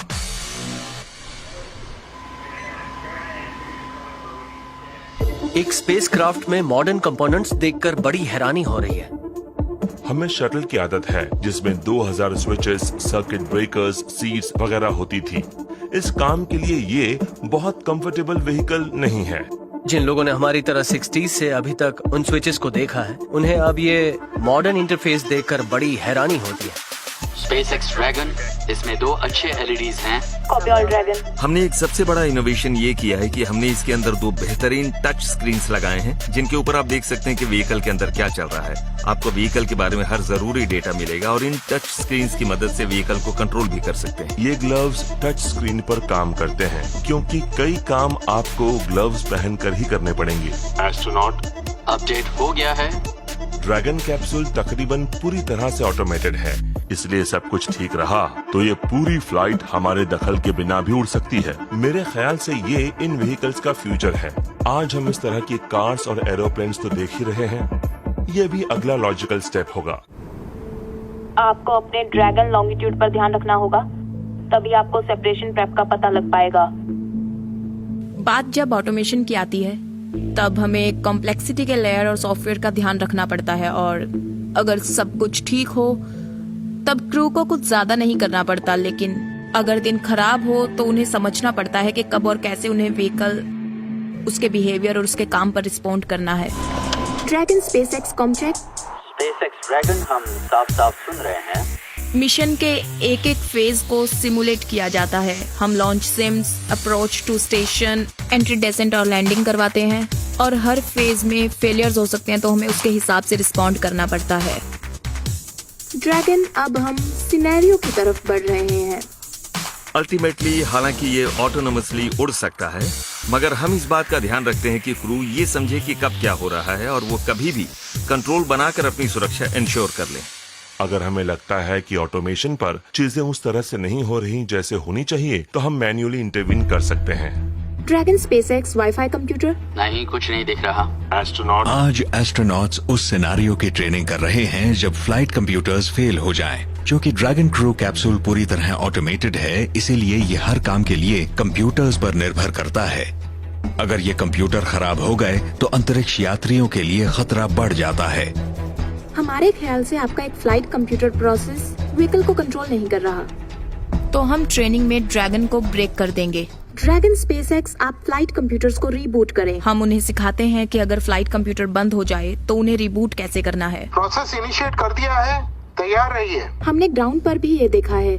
थैंक्स। सिमुलेशंस के दौरान कई तरह के एनामलीज, माल फंक्शंस होते हैं। सारा और कई दूसरे सिमुलेशन सुपरवाइजर्स ऐसे ही मौकों की ताक में रहते हैं। नहीं, ये ठीक से काम नहीं कर रहा है। हम उनके रूट कॉज का पता लगा रहे हैं। Dragon copy. एक क्रू के तौर पर ये न सिर्फ मेरे और बॉब के लिए अच्छा है बल्कि ग्राउंड टीम के लिए भी अच्छा है। इनसे उस टीम को भी कई मुश्किलों का पता लगता है। फ्लाइट कंप्यूटर ट्रांजिशन अब। फ्लाइट कंप्यूटर का ट्रांजिशन अब। ये बड़ी अच्छी खबर है। Dog Hurley. विक्ट्री। नासा का कहना था कि क्रू ड्रैगन कैप्सूल का स्पेसएक्स का डिजाइन ऐसा हो कि वो पुराने स्पेस शटल के मुकाबले हर लिहाज से ज्यादा सुरक्षित हो। ड्रैगन के हर पहलू को हम सब सिस्टम लेवल पर टेस्ट करते हैं, एक पूरे व्हीकल के तौर पर। इतने सारे टेस्ट्स होते हैं कि आप दंग रह जाएंगे। स्पेसएक्स ने अपने सिस्टम्स में इतने सारे सेफ्टी फीचर्स डाले हैं, फिर भी नासा चाहता है कि उसमें एक और नया सेफ्टी फीचर भी डाला जाए, जिसका नाम है लॉन्च एस्केप सिस्टम। अगर पैड पर किसी भी तरह की इमरजेंसी आती है तो कैप्सूल फैल्कन रॉकेट से अलग हो सकता है, और ये क्रू की सुरक्षा के लिए है। हमारा लॉन्च एस्केप सिस्टम असल में पूरे स्पेसक्राफ्ट के लिए एक इजेक्शन सीट है। अगर कंप्यूटर को रॉकेट में कोई प्रॉब्लम नजर आती है तो स्पेसक्राफ्ट ऑटोमेटिकली हवा में ही सुपर ड्रैको इंजन्स के साथ अलग होकर सुरक्षित तरीके से पैराशूट की मदद से समंदर में स्प्लैश डाउन करके क्रू को होने वाले हादसे से बचा लेगा। क्रू ड्रैगन स्पेसक्राफ्ट में 2 तरह के इंजन लगे हैं। एक तो है सोलर ड्रैगन थ्रस्टर। इन छोटे इंजन से करीब 100 पाउंड का थ्रस्ट पैदा होता है। उन इंजन का इस्तेमाल हम इंटरनेशनल स्पेस स्टेशन तक मैन्यूवर और डॉक करने के लिए करते हैं। उनके अलावा उसमें 8 सुपर ड्रैको इंजन भी हैं जो किसी इमरजेंसी के वक्त लॉन्च एस्केप सिनेरियो में काम आते हैं और उनसे हजारों पाउंड का थ्रस्ट पैदा होता है।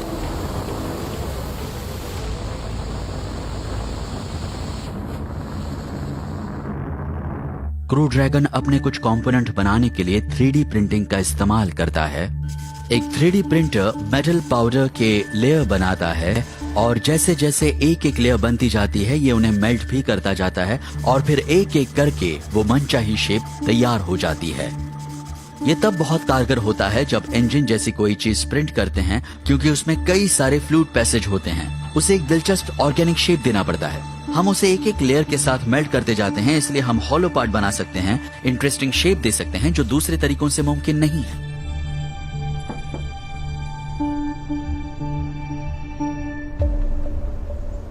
– 2015 में स्पेसएक्स ने अपने लॉन्च एस्केप सिस्टम का प्रिलिमिनरी पैड अबॉर्ट टेस्ट किया। हमने वो पैड अबॉर्ट टेस्ट ये देखने के लिए किया था कि हमारा स्पेसक्राफ्ट डिजाइन किसी इमरजेंसी के समय लॉन्च पैड से सेफली एस्केप करके पानी में जा सकता है या नहीं। 3, 2, 1, लॉन्च।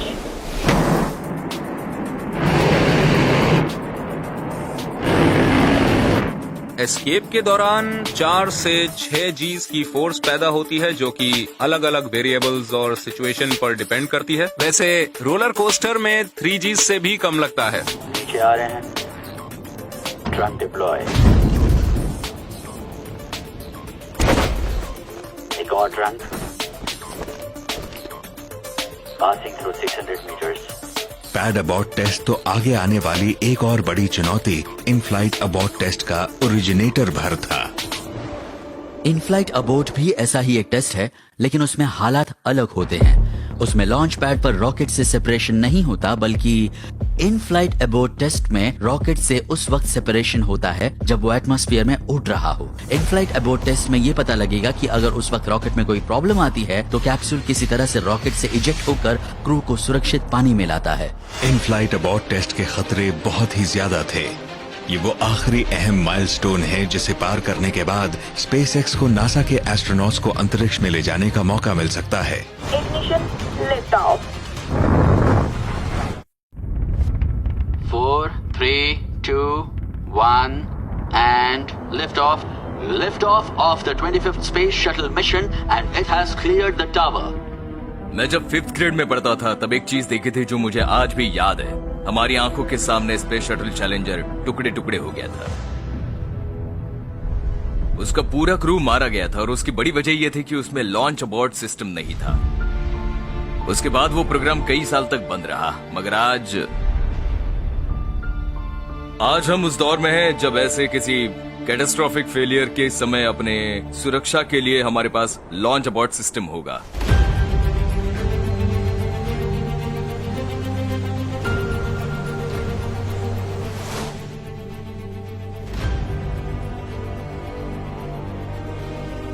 ये डेमोन्स्ट्रेशन मिशन है स्पेसएक्स का, जिससे पता लगेगा कि हम अपने कैप्सूल को फैल्कन 9 से सेफली और रिलायबली इजेक्ट कर सकते हैं। हमारे लिए ये टेस्ट बहुत जरूरी है। ये नासा के साथ हमारी कई साल की क्लोज पार्टनरशिप का नतीजा है और ये हमारे अगले डेमोन्स्ट्रेशन 2 मिशन के पहले का एक बड़ा अहम कदम है, क्योंकि उस मिशन में बॉब और डग स्पेस स्टेशन पर जाएंगे। स्पेसएक्स को इस अहम इन फ्लाइट अबॉर्ट टेस्ट में पास होना है, तभी नासा इन्हें एस्ट्रोनॉट्स ले जाने का मौका देगा। जल्द ही इंसान की जान दांव पर होगी, तो अभी से हर सावधानी बरती जा रही है। प्लान ये है कि ड्रैगन हमारे रॉकेट के ऊपर होगा और रॉकेट टेक ऑफ करेगा। लॉन्च के 84 सेकंड बाद हम लॉन्च एस्केप सिस्टम चला देंगे और ड्रैगन हमारे कैप्सूल को फैल्कन से सेफली निकाल लाएगा। उस वक्त ड्रैगन की स्पीड मार्क 2.3 के करीब होगी। इसके बाद वो करीब 40 किलोमीटर ऊपर मौजूद शिरोबिंदु से टकराएगा। उसका ट्रंक उससे टकराएगा और वो ड्रैको इंजिन्स की मदद से खुद को रीओरिएंट करेगा और फिर नीचे आना शुरू करेगा। लॉन्च के करीब 5 मिनट बाद पैराशूट्स डिप्लॉय होंगे और लॉन्च के करीब 10 मिनट बाद स्प्लैश डाउन होगा। ड्रैगन रिकवरी फोर्सेस भी वहां होंगी।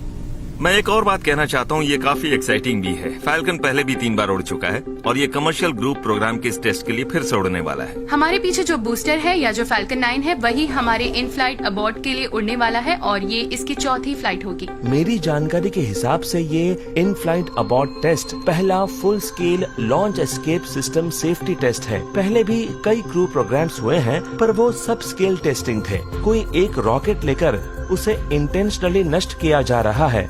वो क्रू को सुरक्षित रखेगा और उम्मीद के मुताबिक काम करेगा। इस इन फ्लाइट अबॉर्ट टेस्ट पर सबसे बड़ा खर्चा तो है कई लाख डॉलर के रॉकेट का, जिसे इस टेस्ट के लिए जानबूझकर नष्ट किया जाएगा।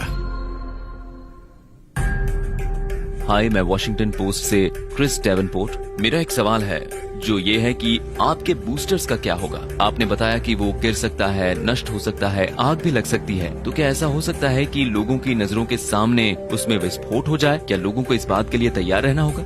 हाँ बिल्कुल क्रिस, दोनों स्टेजेस में फ्यूल भरा होगा। हम तो यही उम्मीद कर रहे हैं कि शायद इग्निशन हो और आग का एक गोला बने और हम उसे विस्फोट भी कह सकते हैं, और वो हमें पृथ्वी से नजर आएगा या नहीं ये नहीं जानता। हम सब देखना चाहते हैं कि होता क्या है, और अगर वाकई ऐसा कुछ हुआ तो मुझे हैरानी नहीं होगी और वो हमारे लिए अच्छा होगा। हर कोई यही चाहता है कि अबॉर्ट इंजन में आग ना लगे। कोई नहीं चाहता कि कभी ऐसा हो, क्योंकि इसका मतलब होगा कि कोई बहुत बड़ी दुर्घटना हुई है। वो एक इमरजेंसी सिचुएशन होती है। हालांकि ऐसा हो सकता है।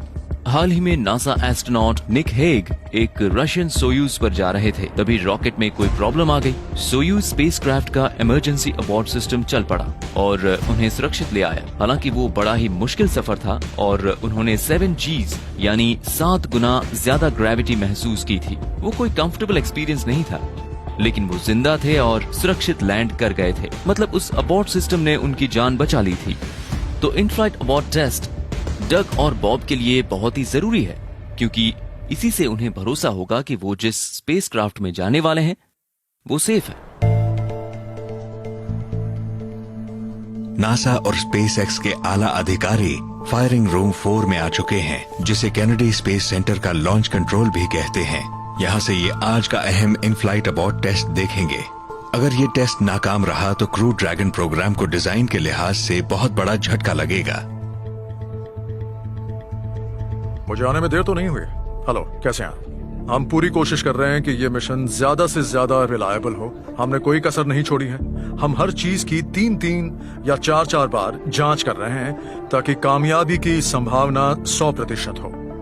इस टेस्ट से पूरी टीम जुड़ी है। नासा और स्पेसएक्स की टीम साथ मिलकर बहुत मुश्किल काम करने जा रही है ना? हम एक कैप्सूल को लॉन्च कर रहे हैं और फिर उसे समंदर में गिराएंगे।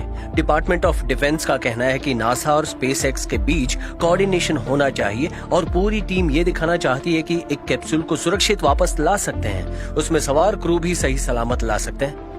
मौसम साफ है और लॉन्च के लिए रेंज तैयार है। Dragon is in countdown. Launch के लिए तैयार। गो फॉर लॉन्च। 10, 9, 8। अगर किसी वजह से ये टेस्ट कामयाब नहीं हुआ तो स्पेसएक्स और नासा दोनों की तरफ से बहुत से लोगों को मामले को देखकर पता लगाना होगा कि नाकामी की वजह क्या थी, क्योंकि हम अब अपने लास्ट स्टेप के काफी करीब हैं। इसके बाद ही ड्रैगन पर एक फ्लाइंग क्रू जा पाएगा। 7, 6। जब भी हम कोई लॉन्च अबॉर्ट टेस्ट देखते हैं तो मन में सवाल उठता है कि क्या हमने हर वो काम किया है जिससे व्हीकल पूरी तरह से स्पेस फ्लाइट के लिहाज से उस बड़े ही स्ट्रेसफुल और डायनामिक सिनारियो के लिए तैयार है। 5, 4, 3, 2, 1। अरे ये क्या? ये आखिरी कदम है। हर चीज आज के इन फ्लाइट अबॉर्ट टेस्ट पर टिकी हुई है। अगर ये टेस्ट नाकाम रहा तो नासा अपने एस्ट्रोनॉट्स की जान दांव पर नहीं लगाएगा और ये प्रोजेक्ट ही बंद कर दिया जाएगा।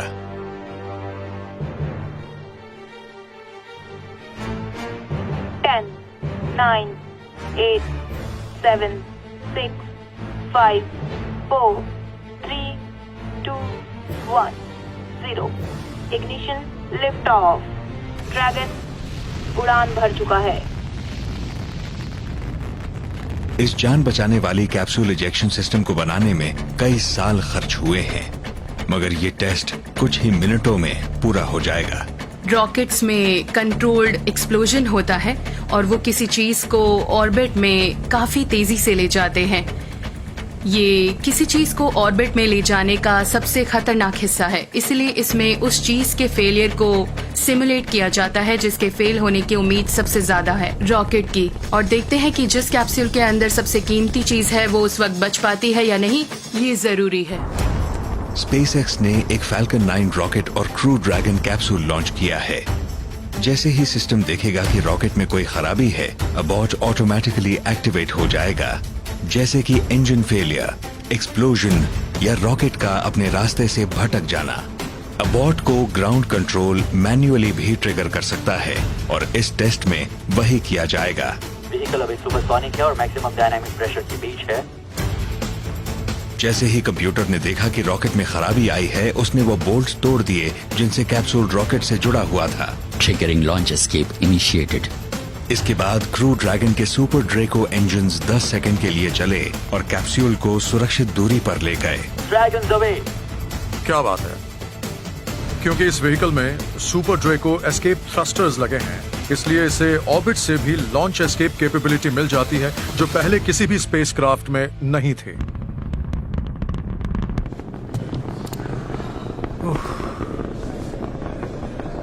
नहीं है, दाईं तरफ नहीं है। ओहो, हाँ यही तो। टुकड़े टुकड़े हो गए। ग्राउंड कंट्रोल ने जैसे ही अबॉर्ट का बटन दबाया, उसके 10 सेकंड बाद क्रू ड्रैगन कैप्सूल निकल गया और इजेक्शन की फोर्स इतनी ज्यादा थी कि रॉकेट लड़खड़ा गया और उसमें विस्फोट हो गया। मगर तब तक ड्रैगन कैप्सूल रॉकेट से काफी दूर जा चुका था। ड्रैगन के सुरक्षित निकल जाने के बाद वो ट्रंक जिसमें अनप्रेशराइज्ड कार्गो रखा जाता है इजेक्ट हुआ। अब ये समंदर में क्रैश कर जाएगा। अब ये कैप्सूल खुद को स्प्लैश डाउन के लिए रीओरिएंट करेगा। हालांकि मिशन अभी पूरा नहीं हुआ है। कैप्सूल अभी माक 2 की टॉप स्पीड पकड़ेगा। एस्ट्रोनॉट्स की सुरक्षा के लिए ये आखिरी फेज बेहद अहम है। जब कैप्सूल सही ऊंचाई पर पहुंचा तब पैराशूट भी डिप्लॉय हो गए। सही ऊंचाई पर ड्रोग पैराशूट भी डिप्लॉय हो जाएंगे। जब वो और नीचे जाएंगे तब मेन पैराशूट भी डिप्लॉय हो जाएंगे। क्या बात है,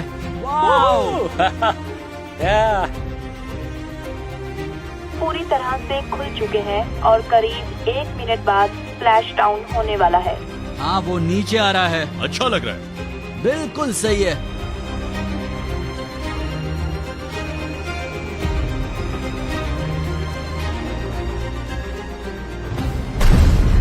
स्प्लैश डाउन।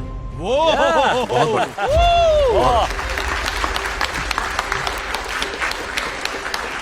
जब सब कुछ शुरुआत से अंत तक अच्छी तरह से हो गया तब हमारी जान में जान आ गई। मैं जानता हूँ कि दोनों टीम्स अभी इमोशंस से भरी हैं और हम सब इसे देखकर बड़े एक्साइटेड हैं। हम दूसरे प्लैनेट्स तक मास ट्रांजिट सिस्टम बनाने के जिस रास्ते पर चले हैं उसके ऊपर ये सिर्फ एक कदम है। सब ठीक है ना? जी बिल्कुल ठीक है। बढ़िया। अगर हमें क्रू मेंबर के तौर पर इस व्हीकल में जाना पड़े तो हमें यकीन है कि ड्रैगन में ऐसा सिस्टम है जो हमें सुरक्षित बचाएगा। कई बार लोग ये भूल जाते हैं कि टेक्नोलॉजी अपने आप इम्प्रूव नहीं हो सकती। वो तभी हो सकता है जब ढेर सारे लोग उस टेक्नोलॉजी पर कड़ी मेहनत कर रहे हैं। हमें मल्टी प्लैनेटरी लाइफ के लिए काफी इनोवेशन करने पड़ेंगे। जीवन के फ्यूचर को सिक्योर करने के लिए ये बहुत जरूरी है और हमें ये भी याद रखना होगा कि हमारे कॉन्शियसनेस की लाइट लगातार जलती रहे। हमारा देश एक्सप्लोरर्स का देश है। हम हमेशा से लीड करते रहे हैं और अब हम अमेरिकन एस्ट्रोनॉट्स को अमेरिकन रॉकेट्स से अमेरिका से ही स्पेस में भेजने वाले हैं। हमारे पास एक बार फिर से लीड करने का एक बेहतरीन मौका है और इस बार जब हम लीड करेंगे तो मुझे लगता है कि पहले के मुकाबले हम बेहतरीन तरीके से करेंगे।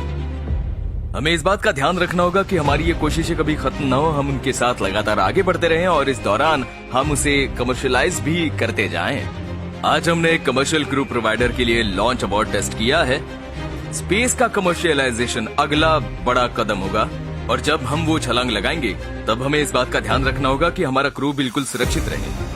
आज के इन फ्लाइट अबॉर्ट टेस्ट की कामयाबी के बाद ये तो तय हो गया है कि अब फिर से अमेरिका की धरती से अंतरिक्ष में एस्ट्रोनॉट्स भेजे जा सकते हैं। उस मिशन का नाम होगा डेमो 2 और इतिहास में पहली बार ये एस्ट्रोनॉट्स एक प्राइवेट स्पेसक्राफ्ट में जाएंगे।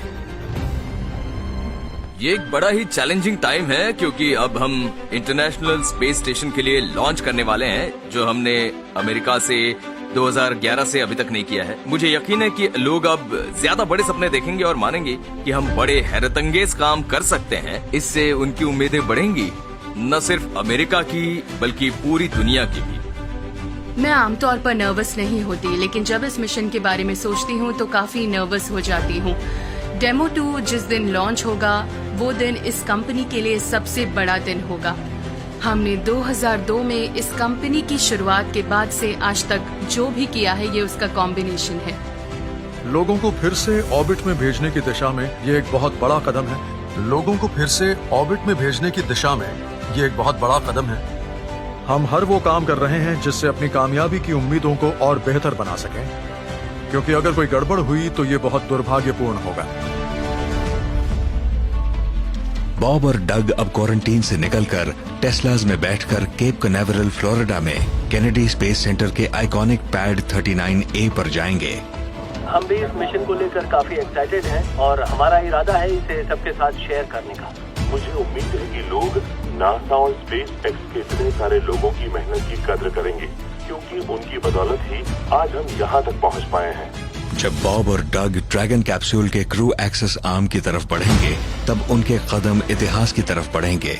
वो अमेरिका के 2 ऐसे एस्ट्रोनॉट बन जाएंगे जो अमेरिका की धरती से अमेरिका को फिर से अंतरिक्ष में ले जाएंगे। ये नासा और स्पेसएक्स के लिए बहुत बड़ी कामयाबी होगी। इसी के साथ अंतरिक्ष यात्रा के दूसरे सुनहरे युग की शुरुआत हो जाएगी। मगर ये उस लंबे सफर का पहला कदम था जो हमें चांद पर ले गया था। अब हमारी मंजिल है मंगल और उसके आगे का ब्रह्मांड।